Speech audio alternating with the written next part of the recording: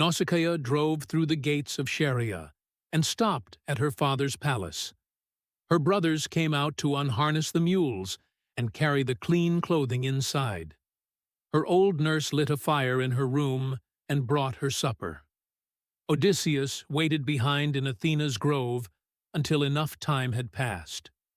Then he rose and walked toward the city alone. Athena poured a thick mist around him. The Phaeacians could not see the stranger moving among them. At the city gate, the goddess met him in the shape of a young girl carrying a water jar. Odysseus addressed her gently. "Child," he said, "can you show me the house of King Alcinous? I have come through suffering from a distant land, and I know no one here." The girl agreed to guide him, but told him to walk silently. Do not stare at anyone. Do not ask questions. The Phaeacians were master sailors, proud of ships that crossed the sea as swiftly as a bird or a thought, but they were not quick to welcome outsiders. Hidden inside Athena's mist, Odysseus followed her through broad streets. He saw the harbors, the balanced ships, the meeting place, and the high walls crowned with stakes. At the king's palace, Athena stopped. "Go in boldly," she told him. "Courage helps a stranger as much as anyone, but approach the queen first." Her name was Arete. Her husband Alcinous honored her, her children honored her, and the people greeted her with the respect owed to a goddess. She was known for clear judgment and for settling disputes. If Odysseus won her goodwill, Athena said, he might yet see his home and friends again. Then the goddess left him and crossed the sea toward Athens. Odysseus stood before the palace and stared. Light shone from it like the sun or moon. Bronze covered the walls. Golden doors turned on silver posts above a bronze threshold. On either side stood immortal guard dogs of gold and silver, fashioned by the god Hephaestus. Inside, woven cloth covered the long rows of seats. Golden figures held burning torches above the feasting hall. Throughout the household, women ground grain, spun thread, and worked the looms with the skill Athena had given them. Beyond the courtyard lay an orchard, enclosed by a wall. Pears, pomegranates, apples, figs, olives, and grapes ripened in every season. One spring watered the garden. Another flowed beneath the courtyard toward the house and supplied the city.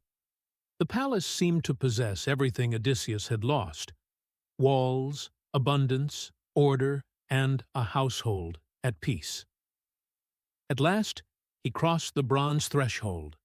The Phaeacian leaders were finishing their feast and pouring the night's final offering. Odysseus moved through the hall unseen until he stood before Arete and Alcinous. Then he clasped the queen's knees. Athena's mist vanished. The hall fell silent as a man appeared among them without warning. "Queen Arete," Odysseus said, "I come to you after many sufferings. May everyone gathered here live happily and pass honor and possessions to their children.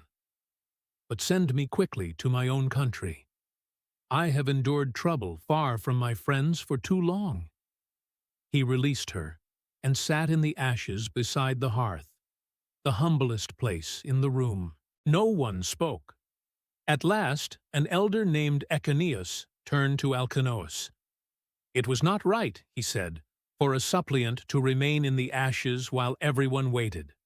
The stranger should be raised, seated, fed, and honored with an offering to Zeus, protector of those who ask for mercy." Alcinous took Odysseus by the hand and lifted him from the hearth. He gave him the seat of his own son Laodamas. A servant poured water over his hands, a table was set before him, and he ate. Only after the stranger had food did Alcinous speak of questions. He dismissed the other leaders for the night and ordered them to return in the morning. They would sacrifice to the gods, hold a greater feast, and arrange a ship to carry the stranger home, however far away that home might be. Perhaps, Alcinous wondered, the visitor was an immortal in disguise. The gods often appeared openly among the Phaeacians, who claimed kinship with them. Odysseus rejected the thought. "There is nothing immortal about me," he said. "Compare me instead to the most burdened mortal you know." Yet even grief could not silence hunger. "The stomach," he said, "shamelessly demands attention. A person may be crushed by sorrow, and still the body orders him to eat, drink, and live for another hour." When the other guests had gone, Arete studied him. She recognized his tunic and cloak. She and her women had made them. "Who are you?" she asked. "Where did you come from? And who gave you these clothes?" Odysseus answered the last questions, but not the first. He told her of Calypso's distant island, where he had lived for 7 years. He told how she finally helped him build a raft and sent him away with food, water, clothing, and a favorable wind. He described 18 days at sea, the mountains of Scheria rising ahead, and Poseidon's storm breaking the raft beneath him. He had swum until he found the river mouth, slept under leaves, and awakened to Nausicaa and her companions beside the water.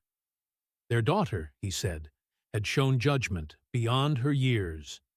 She had given him food and clothing and directed him to the palace. Alcinous thought Nausicaa should have brought the stranger home with her. Odysseus immediately defended her. She had invited him to follow, he said, but he had chosen to remain behind. He feared that a father might resent seeing an unknown man beside his daughter. Alcinous was pleased by the answer. He wished that a man so like-minded might remain in Scheria, marry Nausicaa, and receive a house and land. But he would hold no unwilling guest. At dawn, he promised, Phaeacian sailors would carry Odysseus across calm water. The stranger could sleep while they rowed. No distance would defeat their ships. Odysseus prayed aloud that Zeus would make the king's promise true. Arete ordered her maids to prepare a bed beneath the echoing portico. They spread purple blankets, coverlets, and warm woolen cloaks. For the first time since Calypso's island, Odysseus slept beneath a human roof.